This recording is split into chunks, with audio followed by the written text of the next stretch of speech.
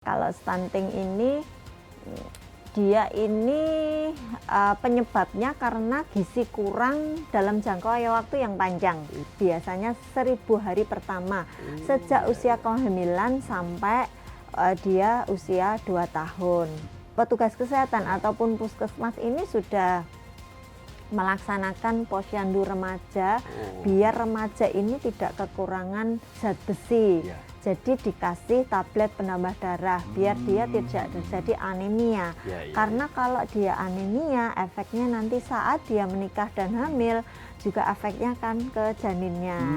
Berarti kalau 2045 sekarang kan 2025. Artinya ketika 20 tahun lagi ya, Mbak. Yang akan datang mudah-mudahan bebas dari stunting, bebas dari gizi buruk, dan anak-anak kita bisa berdaya saing. Artinya kalau tadi Mbak Yuni menyampaikan yang stunting itu masih 14 sekian persen ya? Iya. Itu kira-kira nanti 20 tahun ke depan ketika kita 2045 gitu sudah zero atau masih ada, Pak? Enggak, jangan 2000. Mudah-mudahan tidak sampai 2045. Harapannya sampai 2045 sudah terselesaikan ya masalah. 0%, dan harapannya ini tahun 2-3 tahun ke depan sebelum 2029 ya? Iya, hanya semoga di bawah 10%.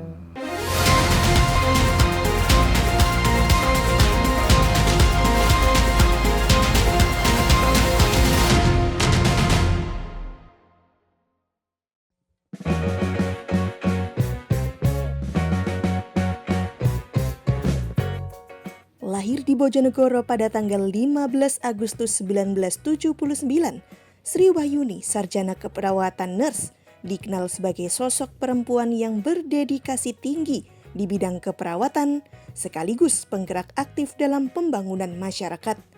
Ia merupakan istri dari Gunawan Wibisono, sarjana ekonomi, yang saat ini menjabat sebagai Kepala Desa Sambiroto, Kecamatan Kapas, Kabupaten Bojonegoro.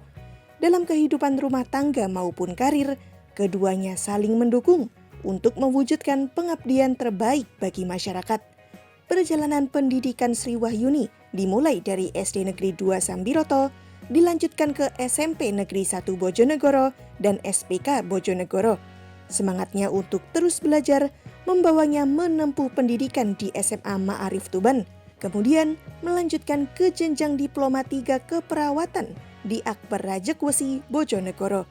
Tak berhenti di situ, beliau meraih gelar sarjana keperawatan dan melanjutkan pendidikan profesi nurse di Stikes Muhammadiyah Lamongan. Dalam perjalanan karirnya, Sri Wahyuni memulai pengabdian sebagai tenaga honorer di RSUD Dr. R. Sosodoro Jatikusumo, Bojonegoro pada tahun 1999 hingga 2001. Sejak tahun 2001, beliau bergabung dengan Rumah Sakit Aisyah Bojonegoro, tempat di mana beliau tumbuh dan mengembangkan profesionalismenya selama lebih dari 2 dekade. Ia pernah dipercaya sebagai Kepala Ruang Anak pada tahun 2008 hingga 2013. Kemudian menjabat sebagai Kepala Instalasi Rawat Inap Dewasa 1 dan 2 dari tahun 2013 sampai 2021. Peran kepemimpinannya terus berkembang hingga menjadi Case Manager Rawat Inap RS Aisyah Bojonegoro di periode 2021 hingga 2023. Selain aktif di dunia kesehatan, Sri Wahyuni juga berkiprah di bidang kewirausahaan sebagai Direktur CV Sejahtera Kurnia Persada dan PT Sejahtera Karunia Persada sejak tahun 2010 hingga sekarang. Dedikasinya tidak hanya berhenti di dunia profesional, ia juga aktif di lingkungan masyarakat sebagai Ketua Tim Penggerak PKK Desa Sambiroto, Kecamatan Kapas, Kabupaten Bojonegoro sejak tahun 2020. Dengan semangat, ketulusan dan komitmen yang tinggi, Sri Wahyuni terus menjadi inspirasi bagi banyak orang, mengabdikan diri untuk kesehatan, keluarga, dan kemajuan masyarakat Bojonegoro.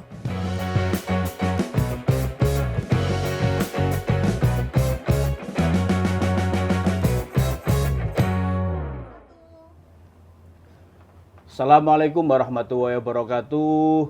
Salam sejahtera untuk kita semuanya, Tribuners, Bertemu lagi dengan saya, Mujib Anwar, jurnalis senior Tribun Network, dalam acara yang selalu ditunggu-tunggu, Gebrakan Wakil Rakyat di podcast DPRD Jawa Timur.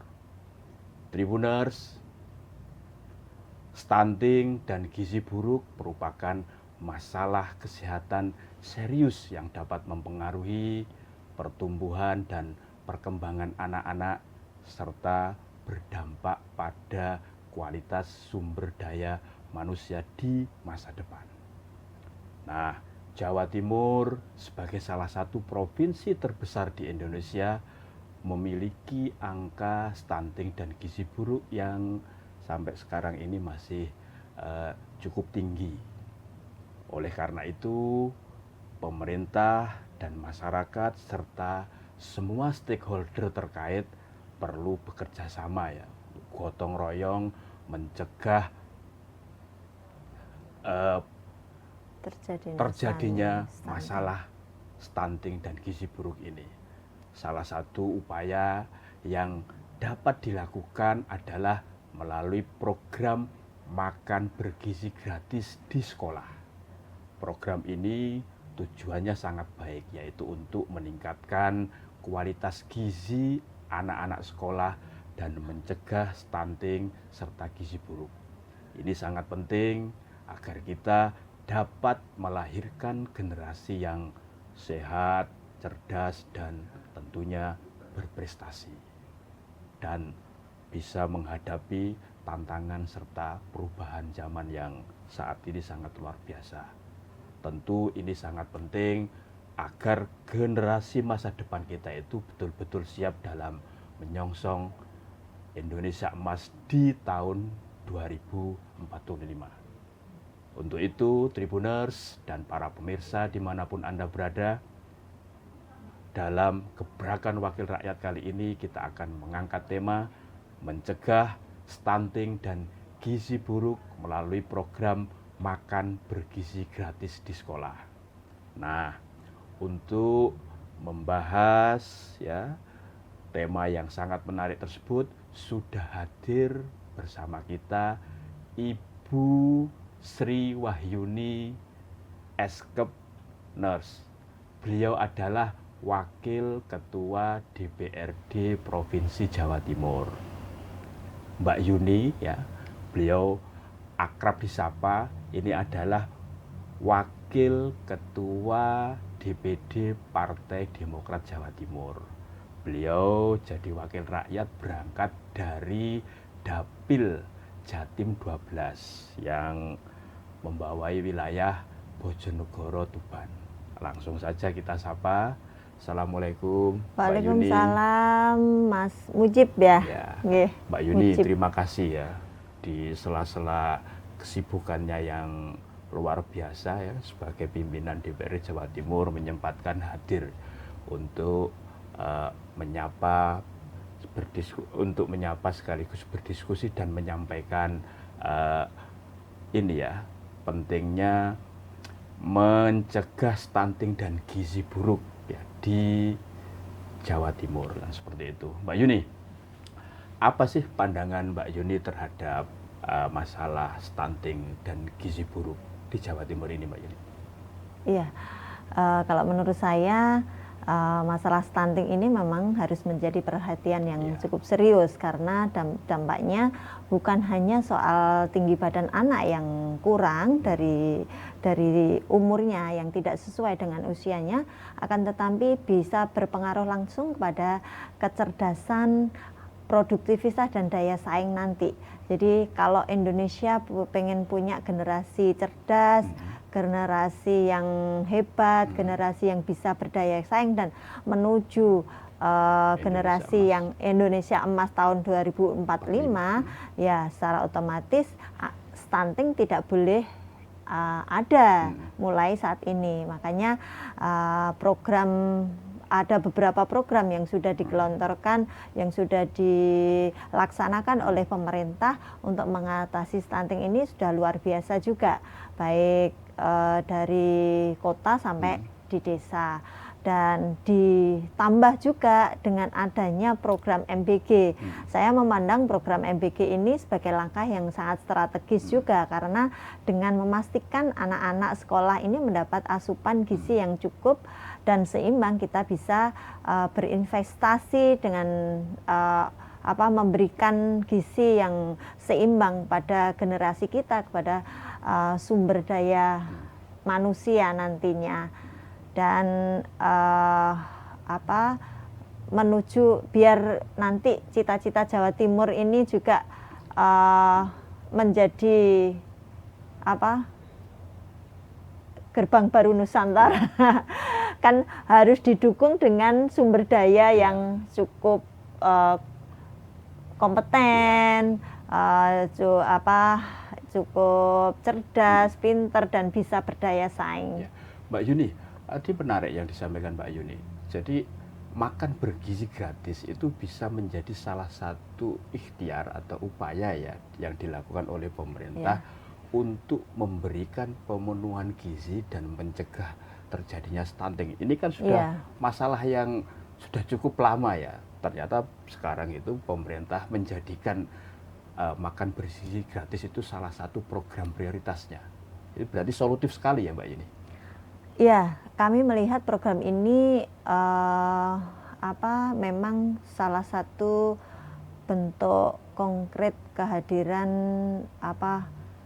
karena didukung oleh pusat ya.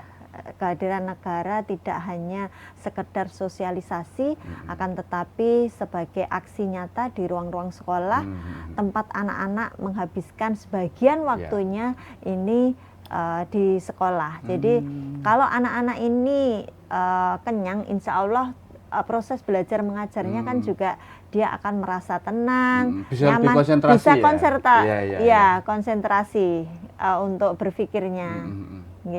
Jadi tidak mikir, kelaparan kan nanti tidak bisa mikir kalau. Apalagi itu sudah disiapkan di sekolah ya, tidak perlu bawa bekal dari rumah kan itu ya Bu ya. Betul, jadi tidak perlu bawa bekal di rumah, kan bisa diantar, karena kita sudah dari program MBG itu selain dimasak di dapur yang sudah distandarkan, itu juga langsung diantar ke sekolah dengan juga standar, dan pihak sekolah juga bisa mengawasi juga, karena pihak sekolah juga sebagai tim pengawas. Jadi menunya sesuai enggak, enggak, itu kan setiap 1 minggu sekali dari pihak SPPG itu kan memberikan jadwal, makannya ini gitu. Jadi pihak sekolah juga akan ngecek juga sebagai tim pengawas juga, selain dari kadang kan dari ada dinas kesehatan juga yang melakukan sidak itu. Jadi pihak sekolah juga sebagai pengawas untuk keberadaan MBG ini. Jadi harus saling bekerja sama. Kadang pihak sekolah juga anak-anak itu pernah juga ada yang mintanya sesuai dengan yang diinginkan mereka ya. Iya, kadang minta roti, minta yang kering aja, karena biar ada variasi seperti itu. Tapi tidak ada masalah, yang penting nilai gizinya tetap ada dan tetap diukur ya, karena di setiap SPPG itu kita itu ada ahli gizinya. Artinya yang menu yang ada di makan bergizi gratis itu sudah standar ya Mbak Yuni ya, artinya ada kandungan gizinya, protein dan seterusnya itu. Betul, sudah standar nilai gizinya, ada karbohidrat, protein, ada mineral kan, sayur, buah itu pasti ada. Jadi ada daging, ada daging kalau enggak nabati hewani itu pasti ada, dan sayurnya juga tak lihat di beberapa tempat semuanya karena sudah distandarkan, dan mereka itu harus mengirim jadwal seminggu sebelumnya. Untuk jadwal seminggu ke depan harus disampaikan. Iya. Mbak Yuni ini kan berangkat dari Dapil Bojonegoro Tuban. Nah, kan MBG kan juga sudah dilaksanakan di 2 wilayah ini. Betul. Dari hasil ya pengamatan Mbak Yuni, apa Mbak catatannya yang mungkin bisa lebih nanti program ini agar makin banyak dirasakan oleh para anak didik kita lah, ya, para siswa di Jawa Timur ya, khususnya misalnya Bojonegoro dan Tuban. Iya, alhamdulillah dari yang saya ketahui di Bojonegoro maupun Tuban ini sudah terpenuhi ya MBBG, malah mungkin hanya ada 1-2 yang awalnya sudah memasukkan tapi belum dibangun, mungkin itu jadi belum bisa dilaksanakan, tapi kemarin tak lihat sudah 75% sudah terlaksana kalau di Bojonegoro. Dan padahal baru beberapa bulan ya. Iya, sebenarnya kan sudah lama toh program ini. Ya mulai awal tahun Iya, ini, mulai tahun ini ya. Iya, mulai awal tahun 2025 2025 itu. Jadi ada yang awal tahun, ada yang bulan Juli kemarin baru buka, ada yang Agustus, ada yang September itu. Jadi alhamdulillah sudah banyak yang dilaksanakan dan beberapa sudah ada yang dikonsumsi. Ya kalau toh pun ada yang bermasalah kayak keracunan dan lain sebagainya itu kan wajar, tapi hanya sebagian kecil saja, tidak keseluruhan, karena mereka satu SPPG itu kan melayani sekitar 3.000 penerima manfaat, 3.000 sasaran. Jadi sasarannya pun tidak hanya anak sekolah, jadi balita sama ibu hamil yang di desa-desa itu juga itu juga menjadi sasaran ya. Iya, Mbak Yuni ya? Iya, itu juga diberi MBG ini. Jadi kami di legislasi ini sebagai DPRD juga mendorong adanya program ini. Jadi semoga program ini tidak berhenti pada satu periode kepemimpinan ini saja, melainkan bisa menjadi program yang berkelanjutan di lintas pemerintahan. Jadi karena apa? Program ini sangat bermanfaat untuk semuanya dan bisa menghidupkan perekonomian juga. Jadi mulai dari petani juga merasa senang karena berasnya hasil padinya ini bisa laku, terjual ya ndak ini ya, terjual sangat sesuai dengan jerih payahnya. Kalau dulu kan sering kalau pas saat panen kan harga gabah turun kayak gitu. Alhamdulillah dengan adanya MBG ini kan stagnan, jadi tidak ada penurunan yang signifikan. Jadi harganya stabil, iya betul. Terus selain itu para peternak ayam, baik telur, ayam petelur sama daging itu juga laku dan hidup gitu. Jadi mereka senang dengan adanya, karena satu MBG itu bisa memesan berpuluh-puluh kilo telur juga tiap harinya, kan proteinnya tinggi itu kalau telur. Jadi alhamdulillah roda perekonomian sangat meningkat pesat dengan adanya MBG. Artinya ini ya Mbak Yuni ya, program MBG dalam rangka untuk meningkatkan perbaikan gizi ya anak-anak sekolah, serta tadi ya mencegah terjadinya stunting ini ternyata berdampak terhadap ini multiplier effect ya. Betul. Dari hulu sampai hilir ini semuanya terdampak ya. Iya, tidak hanya sasarannya saja yang jadi tujuannya kita kan pengen supaya anak ini nanti kita itu bisa menciptakan generasi emas di tahun 2045. Jadi mulai dari sekarang ini kan gizi anak ini harus terpenuhi, karena dari gizi itu bisa berpengaruh pada kecerdasan otak kan itu. Jadi nanti kalau saat ini anak ini usia 2-3 tahun, usia remaja, balita kan balita juga diberi. Nah, nanti 20 yang akan datang kan dia itu bisa menjadi anak yang mudah-mudahan ya, anak-anak yang hebat, anak-anak yang cerdas, dan anak-anak yang bisa berdaya saing. Jadi tidak hanya di pinter di secara intelektual, tapi iya, juga punya kapasitas lain ya. betul. Itu berarti menarik ya, Mbak Yuni ya, di saat program ini ada ya, Indonesia itu kan sekarang ini kan menikmati yang namanya bonus demografi ya, kan yang banyak yang usia muda itu ya, Gen Z, milenial ya, nanti kan pasti akan sangat penting ya untuk menyongsong Indonesia emas.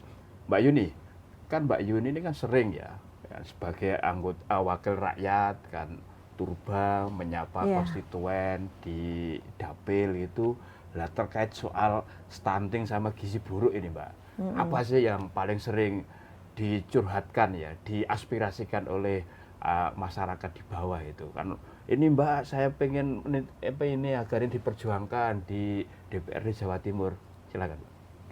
Iya, antara stunting sama gizi buruk sebenarnya kan hampir sama ya. Kalau stunting ini dia ini penyebabnya karena gizi kurang dalam jangka waktu yang panjang. Tidak hanya kekurangan gizi hanya beberapa saat saja. Jadi dalam jangka waktu yang panjang biasanya 1000 hari pertama sejak usia kehamilan sampai dia usia 2 tahun. Nah, ini yang batita ya. Ya, yang baris bisa menyebabkan 3 tahun ya. Ya, yang bisa menyebabkan terjadinya stunting. Jadi kekurangan gizi yang kronis, kekurangan gizi dalam jangka waktu yang lama sehingga menyebabkan terjadinya stunting.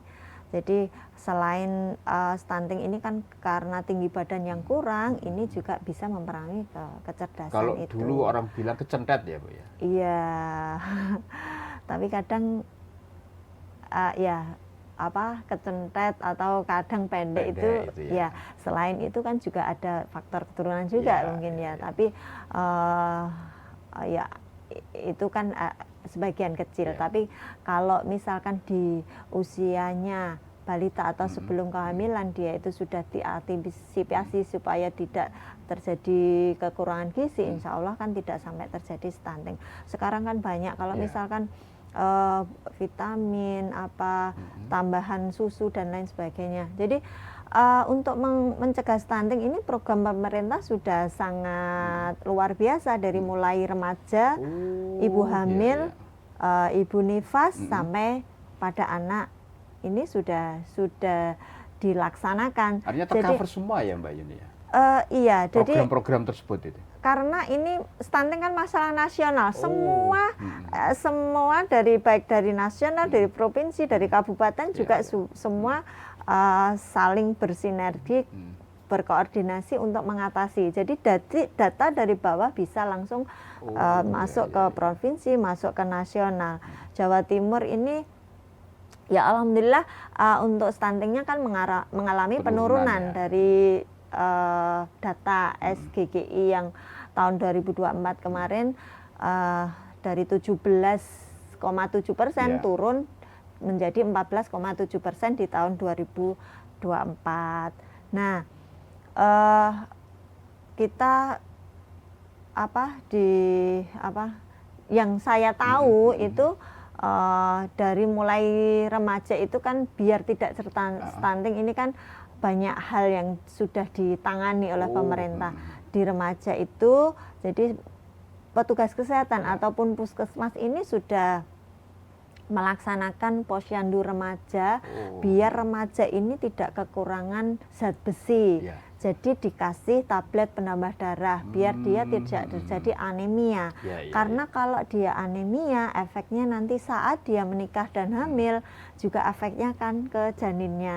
Nah, dari kekurangan asam folat kan bisa terjadi stunting. Jadi mulai dari remaja sudah diberikan zat besi atau tambah darah itu melalui sekolah, mulai posyandu remaja itu sudah diberikan. Dari anak-anak SMP, SMA itu sudah diberikan dari sekolah-sekolah itu dibagikan tablet tambah darah.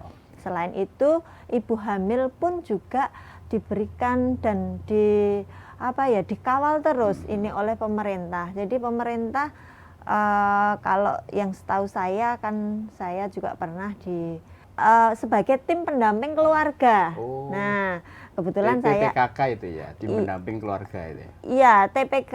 TPK ya. Nah, itu kan dalam rangka menangani stunting itu juga kita itu karena ibu-ibu kadang disuruh periksa ke puskesmas, ke petugas kesehatan, kadang kan males karena sibuk dan lain sebagainya. Akhirnya kita itu door to door. Jadi dari pihak dinas kesehatan melalui puskesmasnya masing-masing itu menunjuk kader yang di desa itu untuk kunjungan rumah setiap ibu hamil. Jadi setiap ibu hamil itu satu periode ibu hamil itu mendapat kunjungan sampai 8 kali. Oh, ya. Itu ini ya Mbak Yuni ya, artinya selain program-program yang tadi Mbak Yuni sampaikan, iya, bantuan kepada masyarakat ibu hamil, edukasi dari para petugas itu juga penting iya, ya. itu sangat penting. Malah justru itu pencegahan. Ya, mencegah kan lebih baik daripada mengobati. Kalau sudah preemptif dan preventif. Iya, preventif. Jadi sebelum terjadi stunting supaya nanti tidak terjadi stunting kan harus dicegah dulu dari remaja, dari usia hamilnya ibu dan dari nifasnya. Jadi hamil itu kita yang tim pendamping keluarga itu yang biasanya kader yang ditunjuk itu kan sudah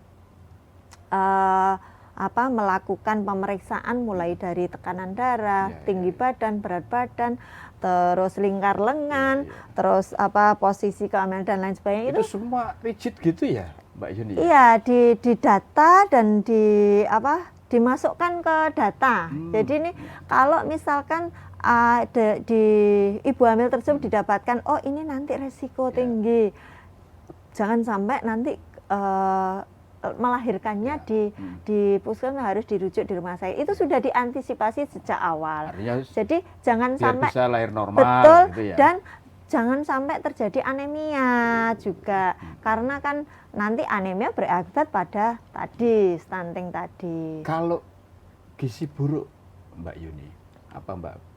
Ya, sebenarnya hampir sama ya. Ya, hampir sama. Jadi perlakuannya seperti apa jadi untuk mencegah gizi buruk? Ya, jadi hampir sama sebenarnya. Jadi ini saya urut dulu ya. Kalau hamil itu selain diperiksa, diberikan susu, diberikan edukasi dan lain sebagainya. Setelah dia melahirkan, ini juga masih ada 2 kali kunjungan, Mbak. Oleh yang tadi ya? Iya, yang ditunjuk. Jadi relawan tadi ya. 2 kali kunjungan itu apakah jadi kita diharapkan ibu ini memberikan ASI eksklusif. Nah, diharapkan dengan pemberian ASI eksklusif anak ini nanti tidak kekurangan gizi, karena banyak sekali manfaat ASI ini selama 6 bulan. Selain itu pemberian makanan tambahan setelah bayi usia 6 bulan biar tidak terjadi gizi buruk dan juga stunting. Mbak Yuni, sekarang ini kan perkembangan teknologi kan luar biasa. Artinya informasi itu kan bisa diakses dari manapun, kapanpun, dan oleh siapapun. Nah, terkait yang informasi-informasi yang positif, yang sifatnya agar tumbuh kembangnya anak itu baik, yang di ujungnya nanti menjadi anak yang cerdas, tidak hanya sehat secara badannya, fisiknya, tapi juga sehat akal dan pikirannya. Itu gimana, Mbak, dengan perkembangan teknologi? Apakah tetap tadi satu-satunya harus tetap tadi keberadaan relawan tadi itu sangat penting, tapi juga kan dari diri sendiri, ibunya atau orang tuanya atau lingkungan sekitarnya. Betul. Seperti apa? Iya, betul. Jadi selain mungkin adanya program pemerintah itu, kita juga harus dimulai dari diri kita sendiri. Makanya kan pemerintah itu menggerakkan kader atau tenaga kesehatan yang di bawah untuk melakukan edukasi dan lain sebagainya, tadi kunjungan rumah dan lain sebagainya itu. Dan kami juga di DPRD mendorong agar pengawasan ya kami kan punya ini ya fungsi pengawasan. selain legislasi, anggaran dan juga pengawasan. Jadi untuk kualitas yang dilakukan, kualitas misalkan yang diberikan, kualitas misalkan ada program pemerintah terkait pemberian makanan tambahan. Kita juga harus melakukan pengawasan apakah itu benar-benar dilaksanakan, itu benar-benar diberikan atau tidak. Dan juga kita juga melakukan pengawasan berlapis. Ya, pertama dengan menetapkan standar gizi yang jelas melalui Dinas Kesehatan dan ahli gizi ya.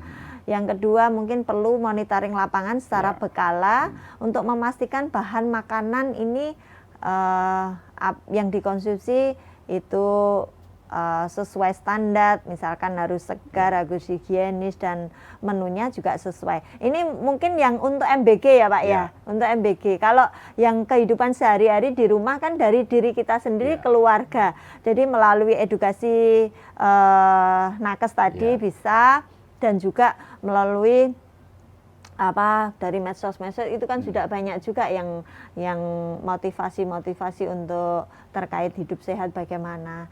Dan kami di DPRD ini ya intinya sangat mendukung penuh dengan adanya program-program yang sudah ada, yang sudah ditetapkan oleh pemerintah. Tentunya kami juga mungkin akan bisa mengawasi secara langsung ya melalui mungkin SIDA atau kita diikut sertakan di dalam saat langsung ya seperti itu. Jadi kami di DPRD Provinsi Jawa Timur memiliki komitmen yang kuat untuk mendukung program yang sudah ditetapkan oleh pemerintah pusat, terutama MBG ini. Jadi melalui anggaran kami bisa memastikan bahwa alokasi anggaran ini bisa langsung diberikan ya, bisa dari sektor kesehatan maupun pendidikan. Jadi terutama untuk mendukung angka stunting ini, untuk mendukung penurunan angka stunting ini. Kalau ini berarti bentuk supporting dari DPRD Jawa Timur untuk suksesnya program pencegahan stunting dan gizi buruk ini apa Bu? Misalkan soal anggaran, tadi kan monitoring dan evaluasi. Nah, program-program andalan dari Pemprov Jawa Timur yang dikawal betul oleh DPRD apa Bu? Iya, jadi ada beberapa program dari Pemprov itu, seingat saya ada pemberian makanan tambahan pada balita. Iya. Nah, ini di luar yang MBG ya? Iya, di luar MBG. Kalau MBG ini kan dari pusat. Nasional. Ya, pengennya nanti kita punya Indonesia sebagai generasi emas itu, ya toh. Terus dari provinsi ini kan ada beberapa kabupaten juga tadi sampai menunjuk kader untuk door to door. Itu kan salah satunya kan untuk mencegah terjadinya stunting dan gizi buruk. Jadi pemberian makanan tambahan, terus apa ini Bu, makanan tambahannya biasanya? Yang saya tahu jadi dirupakan dalam bentuk barang ya, ada dikasih beras, ada kacang hijau, ada telur, terus ada abon sapi, abon ini, terus ada macam-macam yang nantinya bisa diberikan kepada anak, supaya anak ini kadang kan kalau anak yang di desa-desa itu kan belum pernah mungkin makan daging saja belum pernah. Mungkin makanya kan yang lebih sering kan tahu tempe sama ikan kayak gitu. Kerupuk Bu. Iya. Jadi itu kita berikan. Dan itu sudah lama. Ada juga Mbak Yuni, pemberian makanan tambahan yang oleh Pemprov Jawa ya, Timur itu? Karena kami tahunnya di 2025 karena kan saya baru kemarin 2025 ya, saya tahunnya itu. Ya, terus ada kalau di kabupaten saya lihatnya itu apa ya, juga diberikan ini, ada beberapa program untuk balita ini gemar makan ikan kayak gitu. Yang dulu pernah jadi program Gemarin ya? Iya, Gemar makan ikan itu ya, Mbak? Iya, itu. Jadi ada itu dari Dinas Perikanan itu apa namanya, tumbuh kembangnya anak yang soal makan ikan ini, Mbak? Iya, sangat berpengaruh karena itu protein tinggi toh. Kalau ikan, telur, ayam itu kan sumber protein yang nantinya bisa apa, kalau dia selalu konsumsi itu kan insya Allah kan tidak akan kekurangan gizi. Akan tetapi kalau misalkan anak ini hanya makannya nasi sama ini tak, kan karbohidrat tok yang diserap sama lemak ya Kak.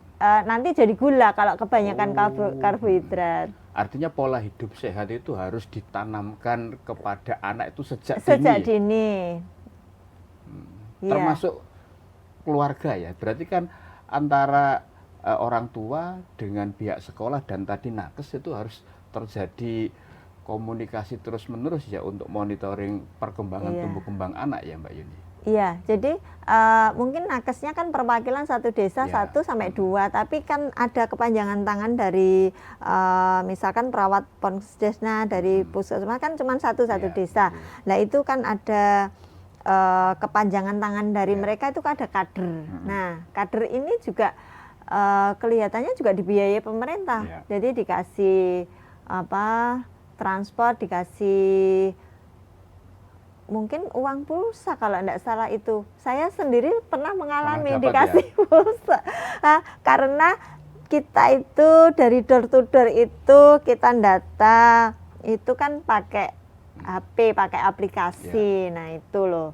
Jadi kan jadi dikasih itu.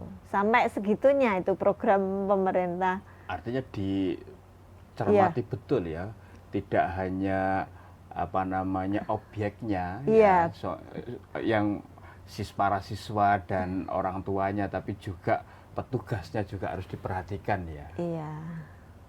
Mbak Yuni, ini kan program ini kan luar biasa, tapi pasti kan masih harus lebih disempurnakan lagi agar dampak dan manfaatnya jauh lebih besar lagi. Apa sih kira-kira dari catatan Mbak Yuni yang perbaikan yang perlu dilakukan agar program baik ini betul-betul manfaatnya jauh lebih baik lagi ke depannya, agar tadi upaya untuk menjadikan generasi emas di tahun 2045 bisa terwujud, Mbak? Ya, menurut kami mungkin agar program ini bisa berkelanjutan ya, mungkin kuncinya di MBG ya, supaya MBG ini bisa berkelanjutan, mungkin ada pada kebijakan jangka panjang dan komitmen lintas sektor. Jadi program ini harus memiliki landasan hukum yang kuat, misalkan dalam bentuk peraturan daerah, agar tidak bergantung pada perubahan politik atau bergantian kepala daerah. Jangan-jangan nanti ganti kepala daerah, terus ganti program lagi, ganti kebijakan lagi. Nah, selain itu juga perlu adanya sistem monitoring dan evaluasi yang berbasis data. Jadi serta melibatkan atau mengikut sertakan masyarakat secara aktif dengan tata kelola yang baik. Program ini menjadi nanti mudah-mudahan bisa menjadi program ataupun jadi kebijakan yang strategis untuk pemerintah. Mbak Yuni, ini kan sekarang kan banyak orang tua terutama dari wilayah terpencil, Mbak Yuni, yang merasa sangat terbantu ya dengan adanya program MBG ini dan pencegahan gizi buruk ini, karena ya tadi program ini dianggap berkah bagi mereka, karena yang tadi Mbak Yuni sudah menyampaikan masih banyak ya keluarga-keluarga apakah di pedesaan itu bisa anaknya bisa menikmati ayam, daging, itu sebuah kemewahan ya tersendiri. Gimana Mbak itu? Pesan untuk masyarakat apa? Ya, memang program MBG ini sangat diminati, dan mereka yang terutama di pelosok di pedesaan sangat terbantu dengan adanya program ini. Akan tetapi terkait dengan pentingnya gizi pada anak, kalau MBG itu mungkin kan hanya sekali diberikan, sehari sekali ya. Saya ingin berpesan kepada para orang tua, keluarga. Jadi peran keluarga ini sangat penting, terutama orang tua ini sangat menentukan anak ini nantinya bagaimana. Nah, pemerintah hanya bisa menyediakan program dan fasilitas, tapi kebiasaan untuk hidup sehat, untuk makan yang sehat, makan yang bergizi itu dimulai dari rumah, dari keluarga, dari diri kita sendiri.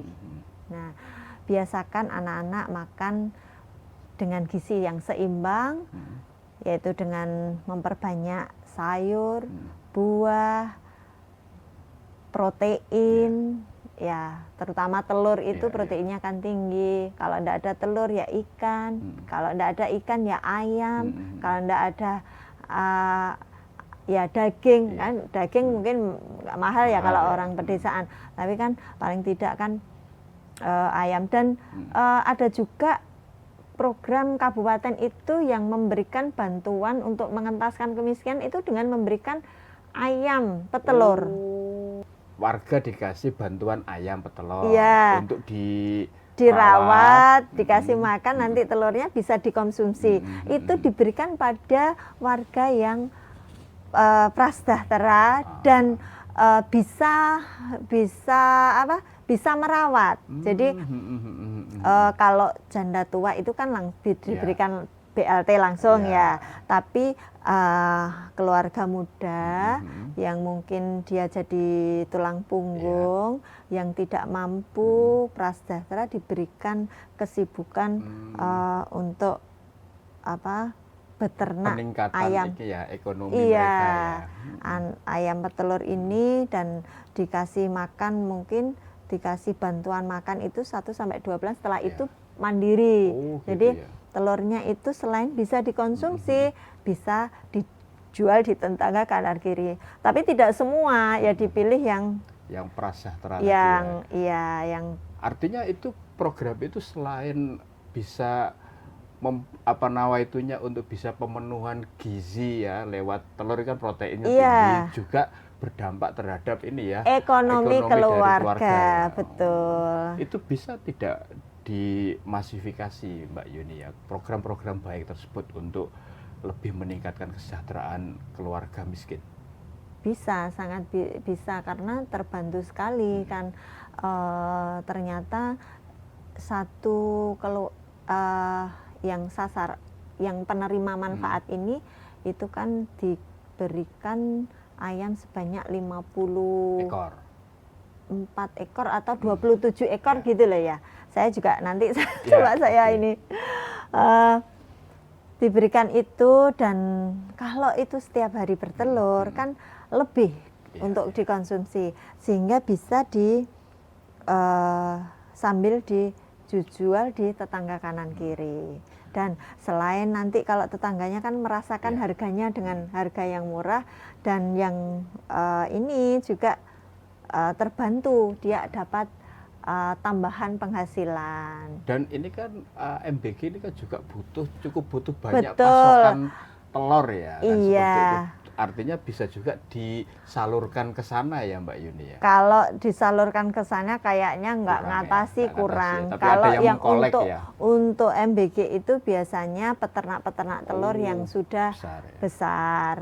Karena dengan adanya MBG ini kan telur kan jadi laku, jadi harganya juga stabil, nggak pernah turun. Iya, Jadi masyarakat ini yang peternak ini kan senang. Iya.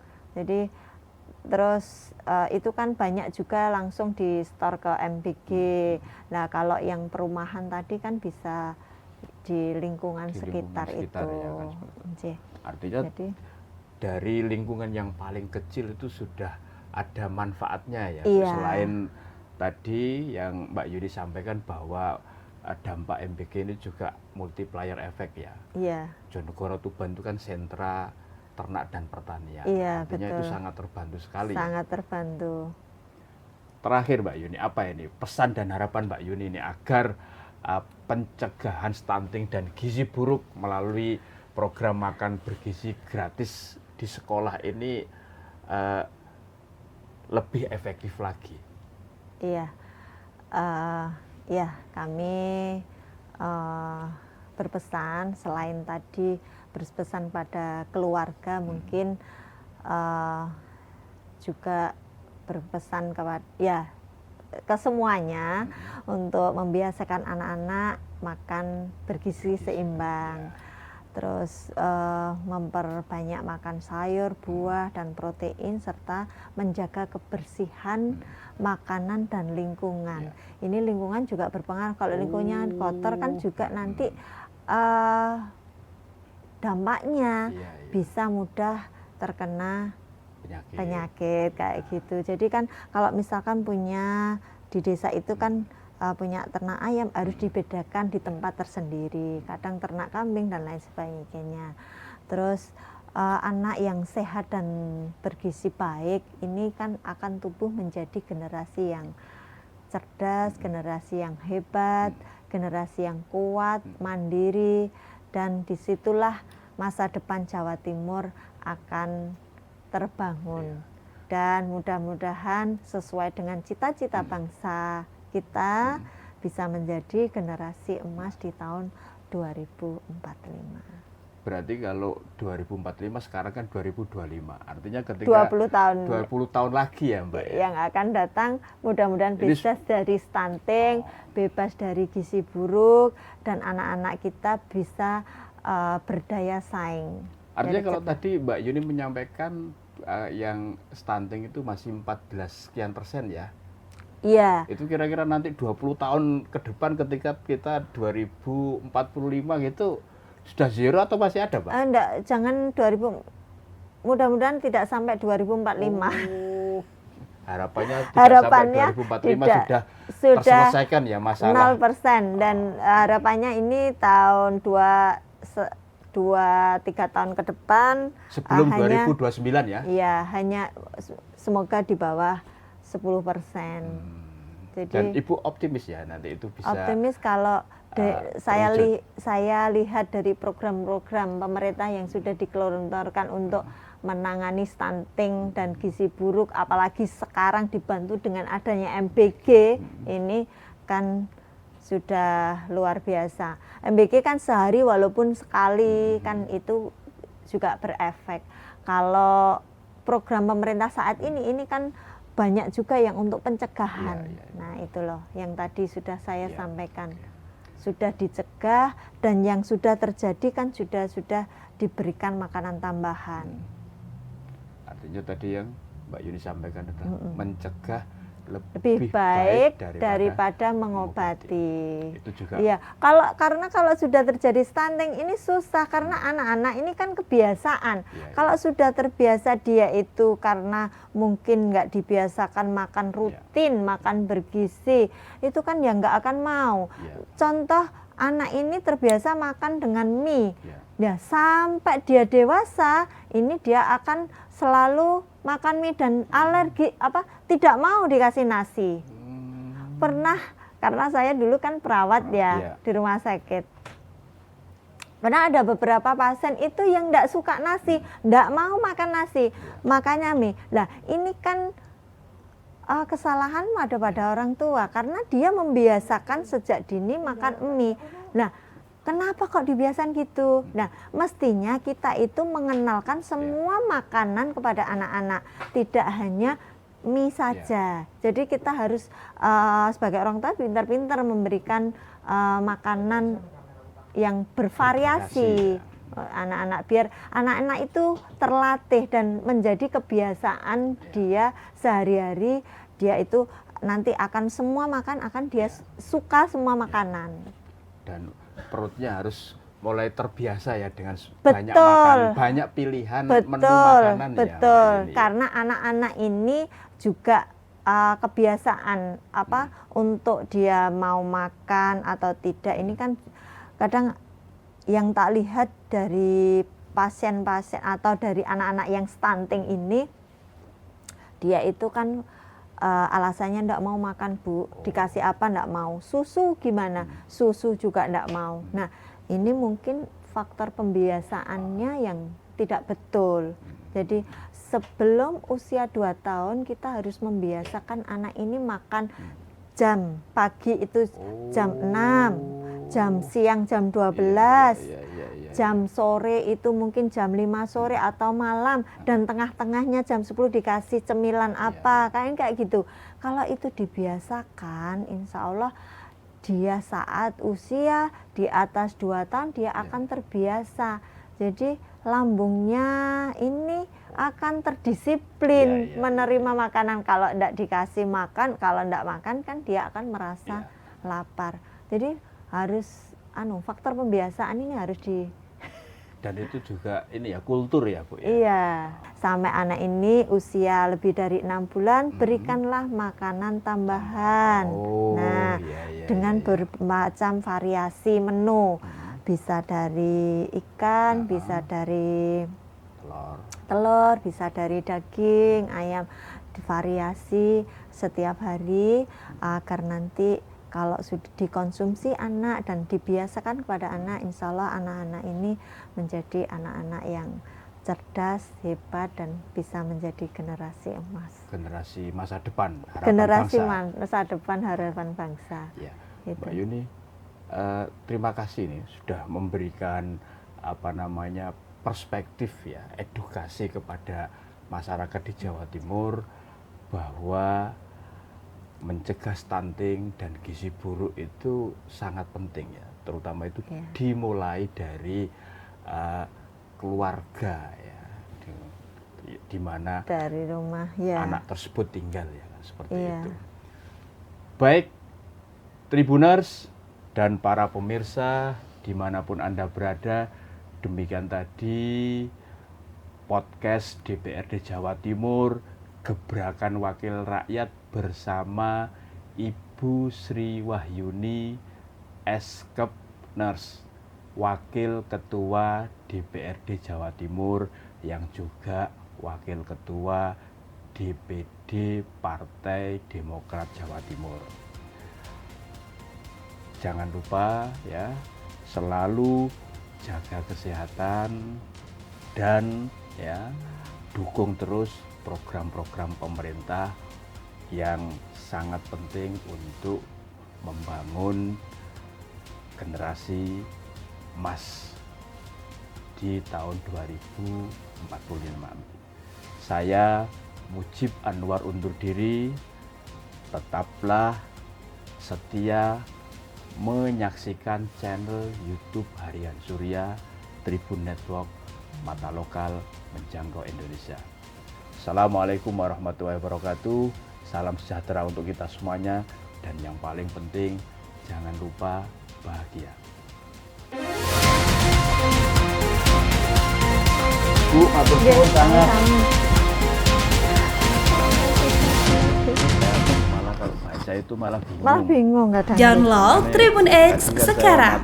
Menghadirkan lokal menjadi Indonesia.